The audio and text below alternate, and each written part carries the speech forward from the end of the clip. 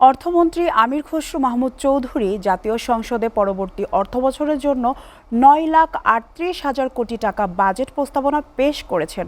প্রস্তাবিত বাজেটে উৎস কর, ভ্যাট শুল্ক ও সারচার্জ বাড়ানোর ফলে বেশ কিছু পণ্যের দাম বাড়তে পারে। আবার কিছু খাতে ভর্তুকি ও করছাড় দেওয়ার ফলে কমতে পারে পণ্যের দাম। তবে সব মিলিয়ে প্রস্তাবিত এই বাজেটকে ঘিরে রয়েছে নানা আলোচনা। এ বিষয়ে বিস্তারিত জানাতে রাজশাহী থেকে সরাসরি যুক্ত হচ্ছি সহকর্মী জাহিদ হাসানের সঙ্গে। জাহিদ, ২০২৬-২৭ অর্থবছরে বাজেটকে কিভাবে দেখছেন রাজশাহীর মানুষ, এ বিষয়ে আমাদেরকে জানান।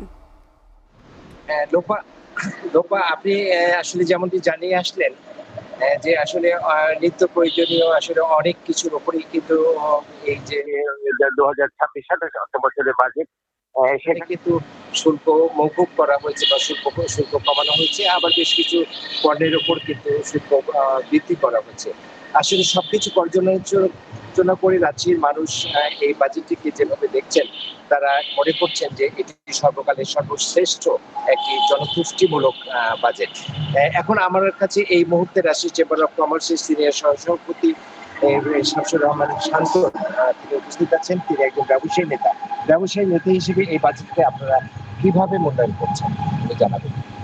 কি বলেছেন, আসলে মানে আমরা এতদিন যে ধরনের বাজেট একেবারে অন্যরকম একটা বাজেট হয়েছে, সময় উপযোগী জনবান্ধব একটা বাজেট।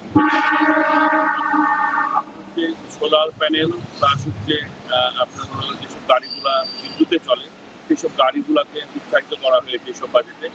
এই বাজেটে আপনার হচ্ছে উৎসাহিত করা হয়েছে হচ্ছে আপনার হলো কন্টেন্ট ক্রিয়েটর প্লাস হচ্ছে আপনার হচ্ছে যারা অনলাইন বেস যেসব ইয়েগুলো আছে সেগুলোকে আপনার মানে দ্রব্য আপনার শুল্কমুক্ত করে দেওয়া হয়েছে। সেইটা নিয়ে অনেক ভালো একটা মানে কাজ হয়েছে। আপনার এখানে যারা ফ্রিল্যান্সিং করে, যারা বিদেশ থেকে মানে আপনার হলো অর্জন করে, কিন্তু এটাতে ভালো উৎসাহিত হবে। এই বাজেটগুলো একেবারে সময় উপযোগী হয়েছে।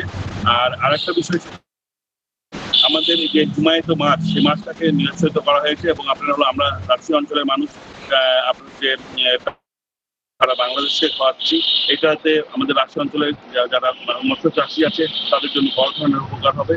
এবং সোলার প্যানেলের জন্য আপনার হলো মানে যুদ্ধ অবস্থা চারি সাইডে চলছে, সেটাতে আপনার জ্বালানি খাতটাকে বিশাল একটা সাশ্রয়ের দিকে নিয়ে চলে আসবে আমরা মনে করছি। এবং আমাদের কৃষি খাতে যেসব ইয়েগুলো আছে, যেমন পাম্প চালাতে হয় ডিজেল দিয়ে বা পেট্রোল দিয়ে, সেগুলো থেকে সাশ্রয় হয়ে আসবে, এটা বলে আমি মনে করছি।